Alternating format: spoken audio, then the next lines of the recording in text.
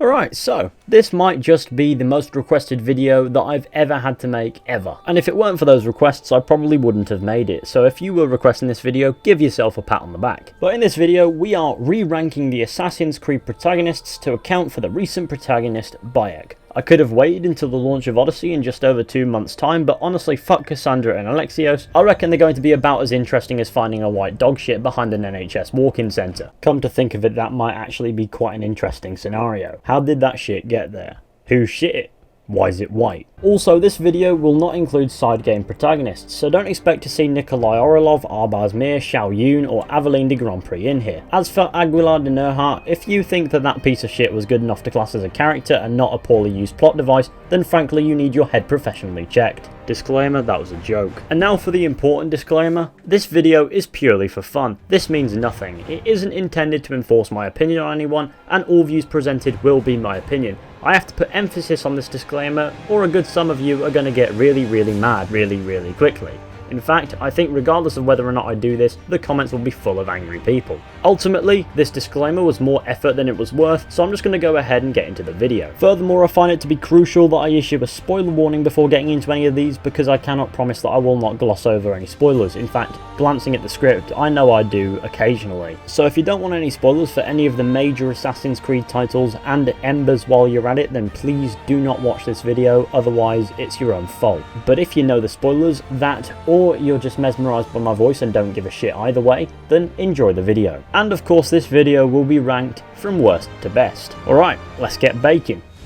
Give me lead! So in our last place we have Connor. Oh dear god, I can already see an army of angry fanboys coming to crucify me. Right, hear me out here, alright? I get that a lot of people like Connor, and that's fair enough, power to you, but I just didn't. Here's why. I found Connor's story to ultimately lead to nowhere for him. It led Desmond to his goal, but Connor himself achieved nothing and developed hardly at all, leaving him the same character at the end of the game as he was at the start. He had one set emotion throughout the entire game and was, as a result of how that was done, very one-dimensional and uninteresting. Of course Noah Watts did the best with what he had, but the writing for Assassin's Creed 3 ultimately let Connor's character down. And as a result of that, I found it virtually impossible to relate to or even remotely like Connor. It's hard to go into depth and even fathom trying to make some people understand without this video becoming mind-numbingly boring like Connor's character, but I've made plenty of videos where I've gone over this, and frankly if I ever have to entertain a topic of why I dislike Connor again, I'm going to find a bridge and throw myself off. Would I have liked to like Connor? Sure. I saw what they were trying to go for as well, but honestly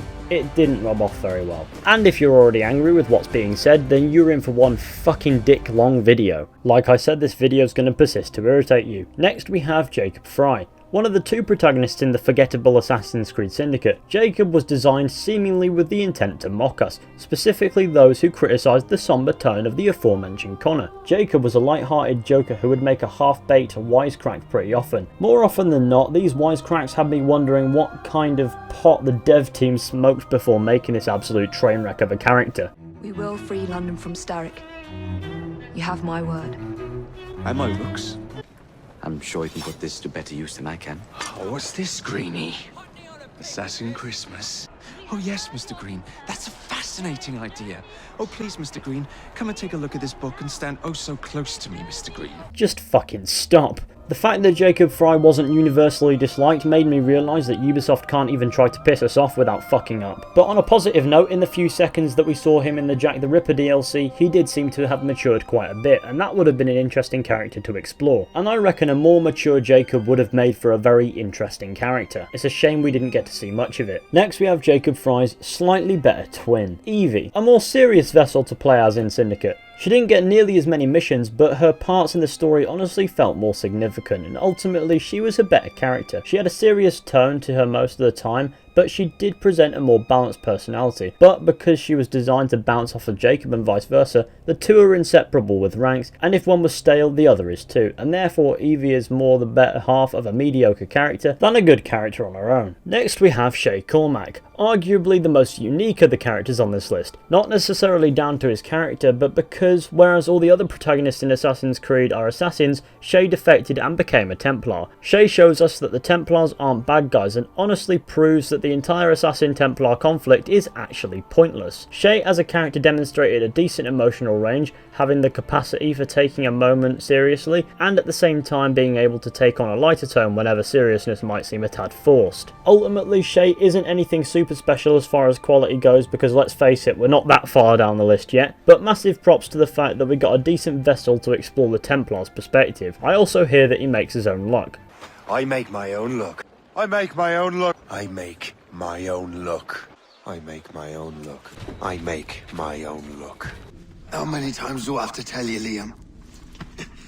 I make my own luck. Now that that's cleared up, let's move on. Next we have Unity's ultimate goon, Arno Dorian. Arno wasn't a bad character by any means. We saw his father die and ultimately got attached to him. He started off super strong, maybe a little too Ezio-esque for my taste, but strong just the same. And then Arno became an assassin and kinda just fizzed out. He still cracked one-liners after finishing certain missions or objectives and wasn't devoid of character, but he definitely wasn't consistently the same. The ball and chain keeping him from greatness was his love interest in the game, Elise de la Serre, who kept Arno bound to his revenge path, and as a result we couldn't see him develop much at all. Thankfully, Elise kinda died in the end of the main story, and after this the Dead King's DLC came out, in which we saw Arno in the aftermath of this loss, dealing with it and coming to terms with his place in the world as an assassin. Ultimately, Arno Dorian showed some decent characteristics in development, and as a result I actually like this character. And as it stands, Arno is one of the 3 characters that I think Ubisoft really needed to do a sequel for but didn't, the other 2 being Edward and Bayek. Would have been nice to get a game with Arno in which his face didn't disappear. Oh, for fuck's sake, Dennis, do you really mind? Alrighty, let's move on. From here it's all uphill. Edward Kenway comes in our 4th spot. Edward wasn't really an assassin in his story until the very end. He was a pirate, a selfish scoundrel if you will. But as we see him go down this path and make mistakes, we also see him learn from these mistakes, which ultimately results in him joining the Brotherhood and becoming a more selfless figure in the later sequences of the game. Would have been nice if that wasn't crammed inside 5 minutes though. As a result, Edward Kenway showed some spectacular development, on top of an already well crafted character who I liked more or less from the beginning. Of course, a lot of the story's success in my mind can be chalked down to an excellent supporting cast, but Edward was still a consistent, high quality character. If only the gameplay consisted of more than just tailing missions, Black Flag as a whole could have been absolutely flawless. Altair takes the number 3 spot. Love him or hate him, Altair's role in the overall franchise has been crucial. As the first historical character we play as, Altair's got some serious sentimental value. In Assassin's Creed 1 we see Altair develop from reckless egomaniac to a humble master assassin, with his story arc heavily focusing on humility and the tenets of the creed. Then he reappeared in Bloodlines, which was what it was.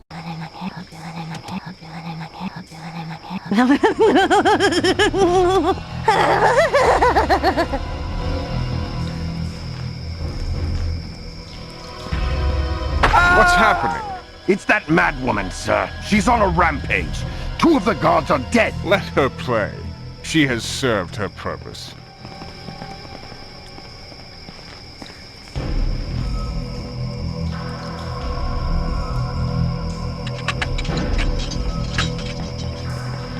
Pagan blood, I know your name, sinner. I know why you're here. God guide my claws.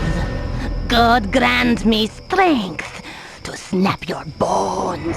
Still not entirely sure if they intended for the witch to sound like a drag queen. And then Altair came back in Assassin's Creed Revelations, to a higher quality than ever before, becoming not just crucial to his own story, but to the closing third of Ezio, making his influence on the universe and legacy within it huge. As a result, Altair is an unmissable character. In our 2nd place we have the newcomer, Bayek of Siwa. Byuk is the closest any character has come to challenging my personal favourite Assassin's Creed character up until now. He's got a huge emotional range, being able to go from petrifyingly angry to calm, joking and outright playful, and does so throughout the story and the side content at a consistent high quality. He's got a great story arc that can be related to, you understand why he's doing what he's doing, and at the same time he's a part of the world that he's in. This is something that most characters don't quite nail. He's not disconnected from ancient Egypt, the setting, he's a part of it, referencing it often, and as a result his character doesn't seem out of place at all. Abu Bakr Salim absolutely nailed Bayek's performance in the main game, the Hidden Ones DLC and the Curse of the Pharaohs expansion, and honestly it's just a waste that Byuk isn't getting a sequel, because if he did get one, he'd have been more than a match for Ezio. Of course, the number 1 spot still belongs to Ezio. I knew it. Ezio, Dick Rider, get fucked. I knew Ezio would be first. You're so fucking boring. I personally hate Ezio because I'm a special snowflake and I hate fun and I'm good at characters. Listen to my points. You never know, I might just be able to justify this one. Ezio was the protagonist in 3 games, Assassin's Creed 2, Brotherhood and Revelations, and in all 3 his character just kept getting better. In 2 his story was about revenge, after the death of his father and brothers, a path that led him to becoming an assassin. Ultimately he became wiser than his revenge path and dedicated himself to the Brotherhood in Assassin's Creed Brotherhood. This time we saw his rise to the mentor of the Roman Brotherhood. From there he went in pursuit of knowledge, specifically knowledge left behind by Altair in Revelations, taking him to the Ottoman Empire, in which we see his story end to the same quality of which it began. Ezio is a character that we literally saw the birth of, then we experienced 3 spectacular games with him, and then in Embers we saw him die. Ezio as a character was charismatic and serious when required without losing his charm. He got progressively more wise as the games progressed, and it never was there a moment in which I didn't feel like Ezio was falling short of his potential as a character. And that's why Ezio is still at the top. Honestly, it's a shame, because if Byuk were to be given a sequel, I'd love to have seen a bit of contest here. But unfortunately, Ubisoft are allergic to investment, so I guess that bit's a bit of a fantasy now. And there you have it, everybody. I finally got round to re-ranking the Assassin's Creed protagonists. A load of people have been asking for this video, so I was going to make it eventually. But where's Eddie? What happened to Eddie? Not a main protagonist, doesn't matter. So if you disagree, or have more to add, then the comment section's your mate. I also want people to know that if you have a differing opinion to me, then that's completely fine as well. I'm not going to hate you for it. So be sure to go and pop your personal list down in the comment section as well. That would be great. I would say let's try to keep it civil, but I'm aware that that instruction will fall on deaf ears. But regardless, if you made it to the end of the video, then well done, and thank you of course. But anyway, thank you all for watching. I do hope you all enjoyed. Be sure to go ahead, leave a like, subscribe, share. Let me know your opinions down in the comment section. That is crucial here. Be sure to go ahead and drop me a follow on Twitter as well. I would really appreciate that. And I'll see you all very soon with another video at some point.